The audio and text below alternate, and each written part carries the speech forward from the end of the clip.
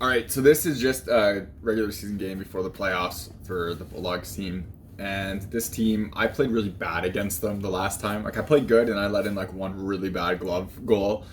And it was when I was wearing my Warrior gear, and I was just terrible for that goal. And that kind of cost us the game, or at least it made them tie or something. It was not nice. And I was disappointed in myself. This team isn't like the best team that we're playing against. They're definitely better from like an overall skating and everything standpoint of my team, but like they don't really have anyone that can really shoot that hard, or they don't really have like high talent. None of these guys really played anywhere. So it's always like one of those games, and this is another one where I get quite a bit of shots. So we're going to see how this one ends up. We're going to talk about this glove a little bit because this is the playoff glove I end up using for most of the stuff, and I catch a lot in here. So we'll go over that at the end of this video. So a slightly different thing here. These are the Konekt like base layers, and the idea of them is to help with like growing pulls and your hips and everything. And they have a tight end piece. You can see how this material doesn't really stretch a lot, and it's really tight and it really holds your hip and like legs in place. This stuff, I've used it for years under different branding. They used to be under Under Armour, and has saved me multiple times in games, especially towards the end of this and playoffs, where I pulled my groin and I wouldn't have been able to play without these things. So Konekt sent me a pair of these I'll do a full review on them and everything, but if you're interested in Konekt stuff, and they really help with the groin and like stopping injuries from getting worse and preventing them. They have a less tight version as well. This is a 1.0, the other ones are a 3.0. There's a link to Konekt in the description. If you use my coupon code, you get a discount, as well as it supports the channel. So you get protective base layer stuff that I wear all the time and honestly really need to keep my groin intact, and it also supports the channel as well, so check those out. Otherwise, if you want to support the channel without buying anything, check the links in the description to Patreon, buy me a coffee. Everything through there comes again back into the channel so I can make more content and doing real reviews. Y'all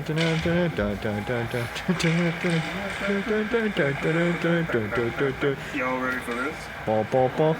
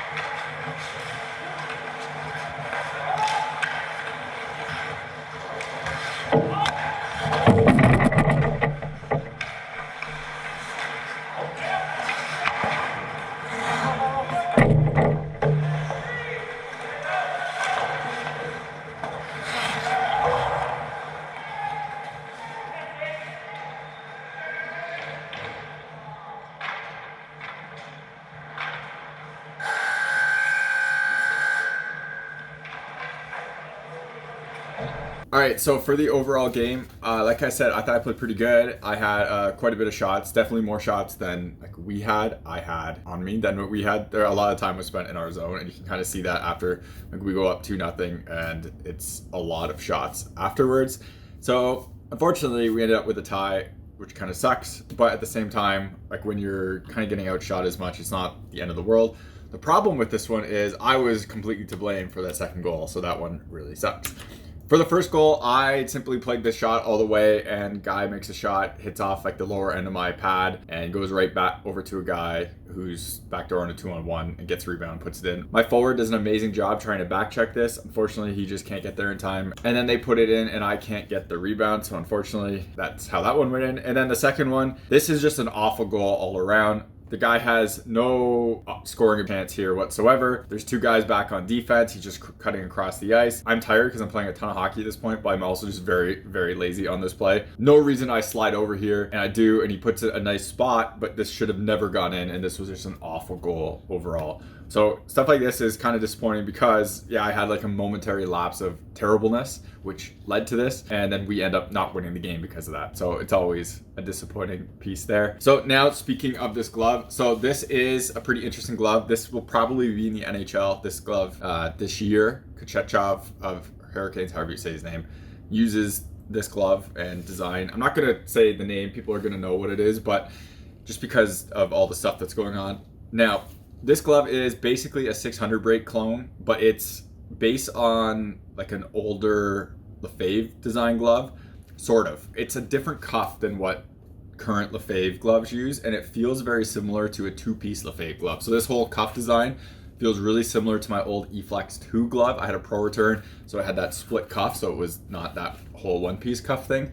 And this one felt very, very similar to that compared to what the newer ones does. Just the cuff, like shape and length and everything, your hand kind of goes in a little bit of a different position, and it's honestly very nice. Like, I like this glove. Padding and protection on this isn't the best. Definitely feels like the foams that are used in this are slightly not as good as like my True Made glove, but it's solid, and that's a 600 grit closure that I absolutely love, and it's one of my favorites. The reason I'm wearing this glove so much though is because I talked about it before. I have a wrist brace. Sometimes I get tendonitis in my wrists from overuse. Basically, I play too much hockey, I shoot too many pucks to do like reviews and stuff. So sometimes, and it happens almost like once a year, I get tendonitis in my wrist from overuse, and instead of me stopping, which I should do for like a couple weeks to let it heal, I keep playing and I put a wrist brace on. So I have to wear a wrist brace, and the strapping on here and just like the glove break, this glove is the best one I have for like a wrist brace. So I put it in there, it holds the best, it doesn't hurt my hand the best, and I can move it around the best I can do. I've tried some other ones like a 580, and it's just like there's certain movements where I want to put my hand that I can't because of just how everything works. So this one works very well for that.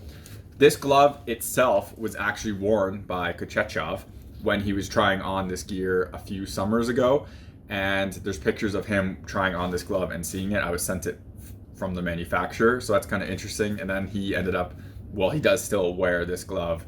You can see it unbranded. He wore it for the Chicago Wolves, he wore it for the Hurricanes last year. So it's be interesting to see if this happens again this year. But it is a very interesting glove, and it works well for me in this game. It works for me okay. It works for my style of play a lot, and the blocking style and everything. Pucks kind of funnel into it the way I want to. And like this game, like I said at the beginning, the shooters aren't like amazing in here, so it's a little bit easier to catch in here than it is in my other league. Like, this glove works pretty well for me, and I enjoy the break and everything. That's why I end up using it, as well as for that wrist brace for the playoffs. You're watching HockeyReviews.ca.